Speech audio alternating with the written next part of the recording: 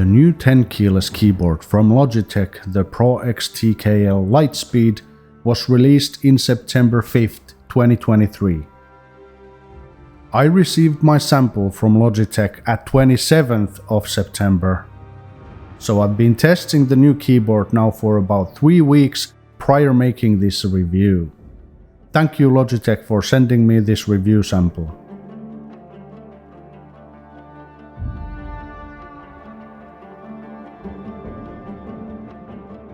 What you get in the box is the keyboard itself, of course, the USB transmitter, the transmitter adapter, the charging/data cable, which is 1.8 meters or 5.9 feet long, and the hard case for the keyboard.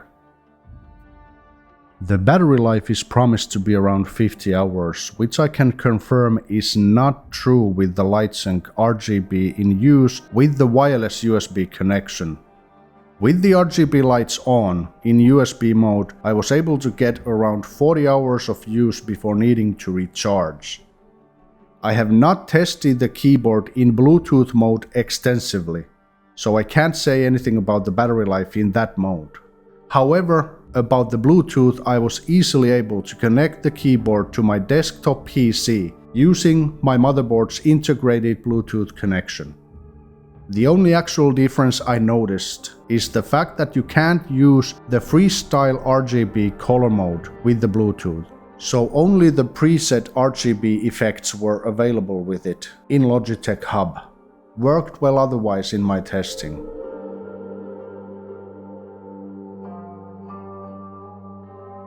Other features are 10 meters or 30 feet wireless range, integrated volume wheel, media buttons, game mode button, onboard lighting profiles, 1 millisecond latency, high profile PBT KL mechanical switches in blue clicky, brown tactile or red linear style, and a hard plastic shell with an aluminum key backplate.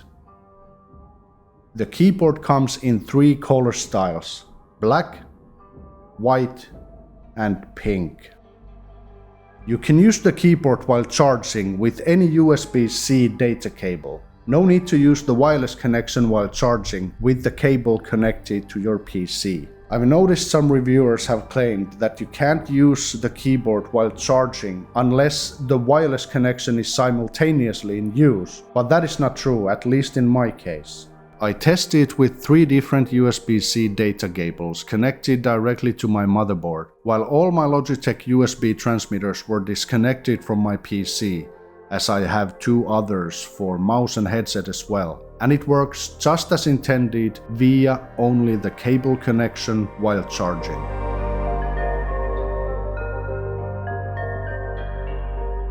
The hard carry case that comes in the package is awesome, high quality, good looking and great design. But my problem with it is the fact that you have to pay for it, even if you don't need it. In my estimation, most people don't need it. So it would be great to be able to purchase this keyboard with reduced price without the hard case.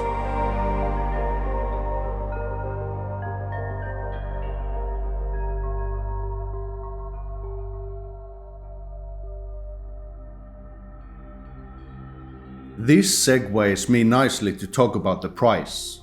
The price is currently $200, 200 British pounds, 230 euros in Europe, and 370 Australian dollars. Because of the high price of the package, it would be very nice to see this keyboard available without the hard case, which must be at least $40 or $50 of the package value. If the keyboard was sold at $160 without the hard case, it would definitely lay out a better value proposition for it in the market.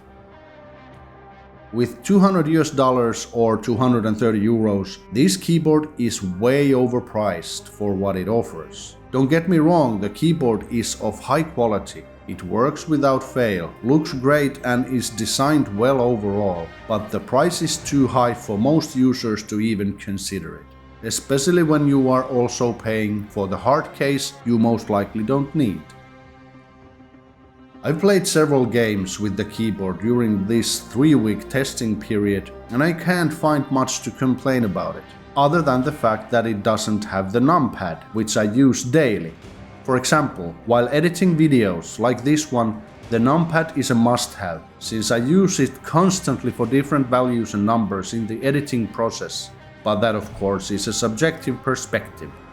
While gaming, the numpad is rarely needed, so for anyone looking for a 10 keyless keyboard, this keyboard will absolutely offer all you need if you like the design of it. One negative thing I will point out is the positioning of the caps lock and battery indicator lights. You can't see them when you're using the keyboard in a regular position. You have to peek over the F7 and F8 keys in order to see the lights. These would have been easily fixed by positioning those lights on top of the text in the keyboard instead of under it. I can't believe something like this survived the designing process and product testing.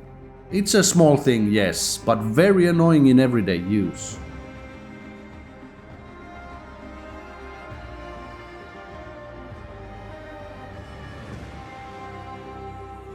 Next, let's have a sound test of the keyboard.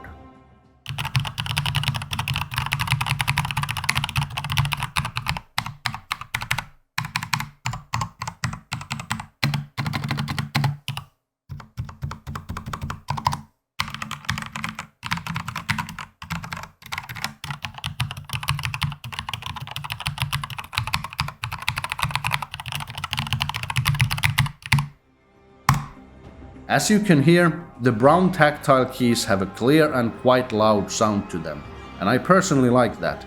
The pressure required to make a key press seems good for me, but it is a bit heavier than my all-time favorite Logitech G915, which I've used now for a couple of years exclusively.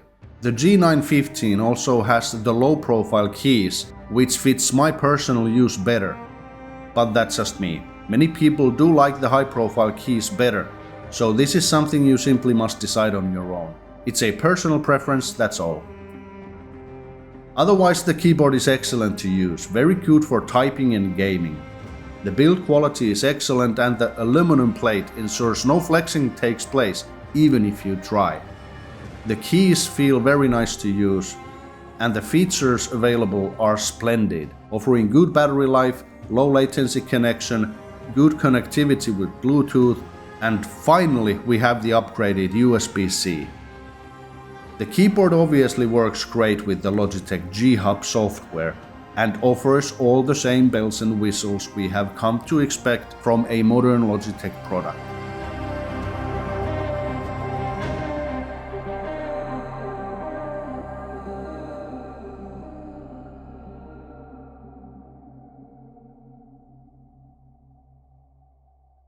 The software works well and is overall a good experience these days. Just remember, you can save your profiles directly onto your keyboard's internal memory, which is a nice thing indeed if you use the keyboard in several locations with different computers. So nothing to complain about the software side of things. However, the price is a problem for many potential customers. That is a fact that is difficult to ignore, considering you can find the G915 TKL for around $150 or 160 euros, makes this new Pro X TKL a hard sell indeed. The only meaningful difference between the G915 TKL and this new Pro X TKL are the high-profile keys on the new one. Otherwise, it offers nothing more than the previous flagship TKL from Logitech. That's why my professional recommendation is to check out your local sales for the G915 TKL if you want to have a wireless TKL keyboard and you don't mind the low-profile keys. That said, there is nothing really wrong with this new Pro X TKL keyboard. If you're willing to pay the price, you will get a very solid, great keyboard for your money. It's a beautiful keyboard, mechanically good, and the design is amazing. Even though I really like this new keyboard, it will not replace my G915 full keyboard. But that's just only because I use the numpad daily. For you, this might be the best keyboard experience ever, if this type of a keyboard is something you're looking for. One of the best out-of-the-shelf keyboards on the market, with no hot swappable keys though.